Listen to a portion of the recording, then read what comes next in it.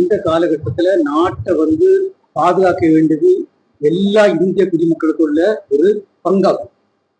நான் இன்னைக்கு ஒரு தனியாட்டு ஒரு இஸ்ரோவோ இல்ல ஒரு டிஃபென்ஸ் எப்படி தனியா செய்திருக்காங்க சொல்றது இல்லை. ஏன்னா இப்போ நம்ம நாடு ஒரு ஒரு ஒரு ஒரு தெரியும் இல்லையா இப்படிப்பட்ட காலகட்டத்தில். அதனால அந்த டீட்டெயில்ஸ் இன்னைக்கு நான் அதை பற்றி பேசுறது இல்லை.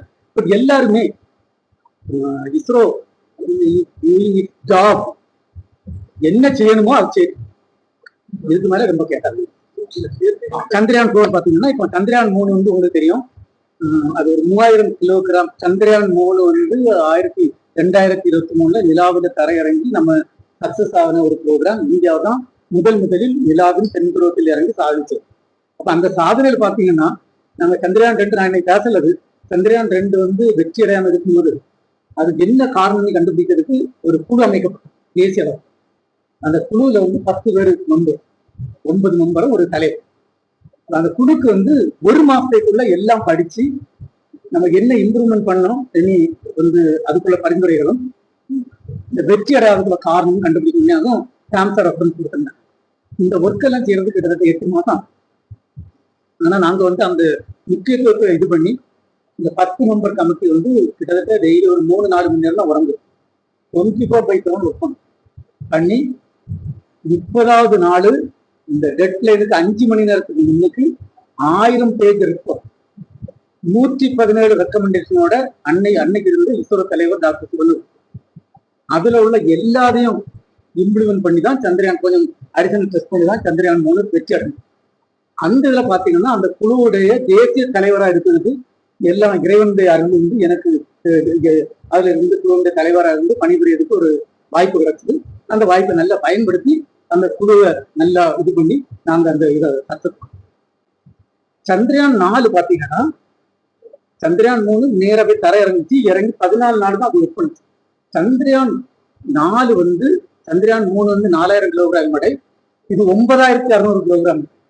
இது அங்க போய் தர இறங்கி அங்க நிலாவில இருந்து சாம்பிள் எடுத்து சர்ஃபேஸ் லெவல் சாம்பிள், கொஞ்சம் டெப்த் ஆஃப் சாம்பிள் இதெல்லாம் எடுத்து பேக் பண்ணி ரொபாட் மூலம் பேக் பண்ணி திருப்பி நிலா பூமி கொண்டு ஆராய்ச்சி செய்யணும்.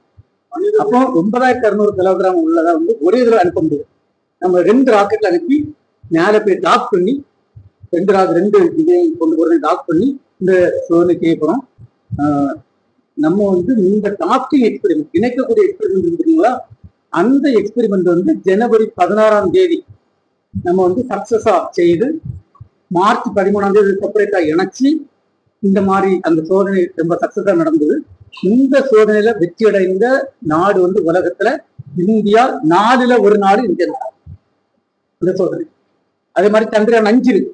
சந்திரயான் 5 பாத்தீங்கன்னா அது ஒரு லேண்டர் மிஷன். அது சந்திரயான் 3 மாதிரி. ஆனா சந்திரயான் 3க்கும் சந்திரயான் 4க்கும் 5க்கு என்ன வித்தியாசம்னா சந்திரயான் 3ல அந்த இறங்கின அந்த பாகத்தின் இடம் 1200 கிலோகிராம், இது 6800 கிலோகிராம் இறங்கும். அது மாதிரி ரோவர் வெளியே இல்லையா, சந்திரயான் 3ல 25 கிலோகிராம், இது 350 கிலோகிராம் ரோவராக முடிவரும். அது மாதிரி சந்திரயான் 3க்கு லைஃப் 14 நாள், இது 100 நாள் இருக்கும். அப்படிப்பட்ட அங்க திட்டமும் நடக்கும்.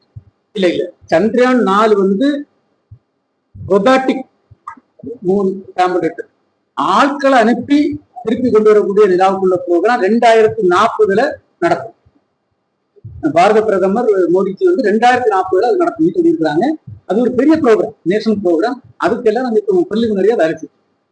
அப்போ 3வது லான்ச் பேட் எங்க செய்ய போறோம்னா ஸ்ரீஹரிகோட்டா. செகண்ட் லான்ச் காம்ப்ளெக்ஸ், 2வது ஏவூர்தி மையம், அது எங்கன்னா நம்ம குலசேகரப்பட்டினம். அதுக்கு கிட்டத்தட்ட ஒரு 1000 ஏக்கருக்கு மேல லேண்ட் வேணும். நம்ம தமிழ்நாடு கவர்மெண்ட் எல்லா 95% லேண்ட் அக்வைர் பண்ணி தந்துட்டாங்க. அதுக்குள்ள எல்லா ப்ராஜெக்டையும் அப்ரூவ் பண்ணிடுச்சு. அப்ரூவ் பண்ணி அந்த கட்டட வேலைகள் தான் ஆரம்பிச்சிருக்கு. பெரிய கட்டடம் ஆரம்பிக்கிறதுக்கு இனி ரீசெண்டா என்ன ஒரு 10 நாளையில இது பண்ண போறோம்.